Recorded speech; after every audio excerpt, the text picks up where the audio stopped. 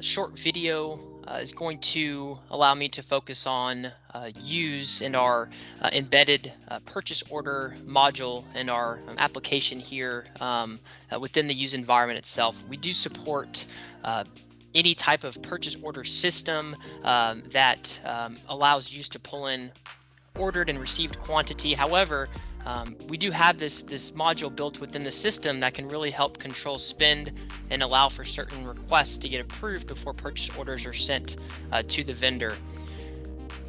You can see the purchase request button here, so I'm going to go ahead and click on it. And I'm going to make a request to a certain vendor because I need some parts to fix a couple machines to conduct some additional work. And so from this menu, I can go ahead and select which entity or organizational unit or location that this request is for. Once confirmed, I then need to select the vendor in which I'm looking to actually issue this purchase order to. And I know typically I use a certain vendor to get the parts that I'm looking for, and that's the Grainger vendor.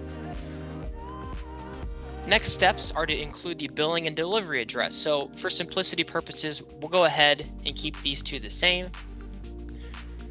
By selecting this goods to be received option, this will allow those goods to have that third reception step before the invoice comes in for the match.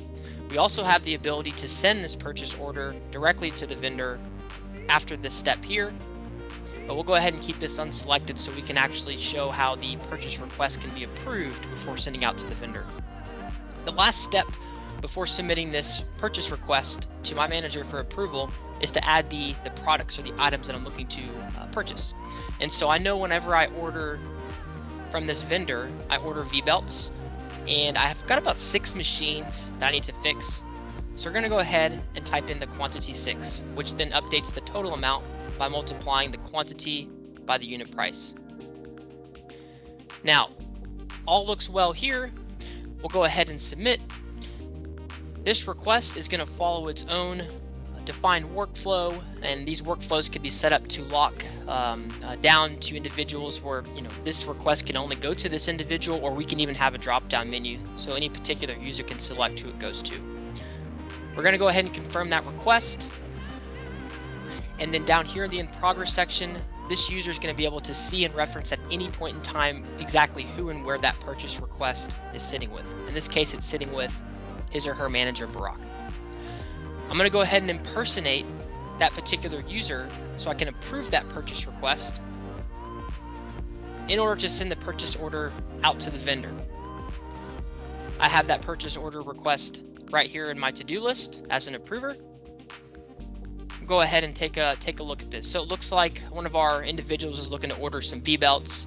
Everything looks well here. Go ahead and approve that so he can get those V-belts and repair the machines that he's looking to fix. Once approved, I can log back into my admin environment here, and we can see that purchase request is now turned to a purchase order.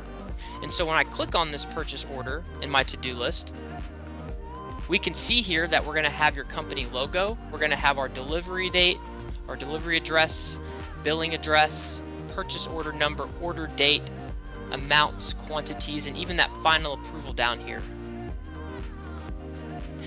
Now, in order to send this out to a particular vendor, all I need to do is click on this email button here.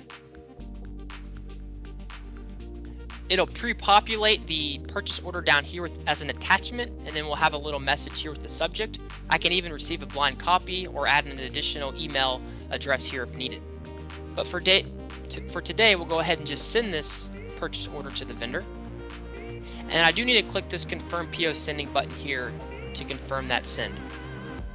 I can see here, notification pops up, confirmation of successful sending. That purchase order is now ready to be received against. So the particular vendor, in this case Grainger, packs up the V-belts, ships them off, they arrive. This user is able to go into that purchase order here in their to-do list. And then here, we'll go ahead and click and select 6 were received. If you maybe only received 3 of them, this would be a good example of an open purchase order. And all we would be doing from there is our system would be waiting for the rest of the parts that were ordered to be received, and then the invoice would come in following. However, for today, we'll just go ahead and simulate that we did receive all 6 that were ordered. And we're going to go ahead and click this process button right here.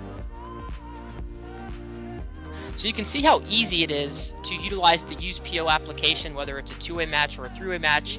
And as mentioned earlier, keep in mind, Yooz does have the ability to support pulling purchase order data, whether ordered and or received, from your purchase order module that you have in place today. And we can even support a hybrid approach where you have some users with access to the Yooz PO module and other users access to the other PO module that you have in place today.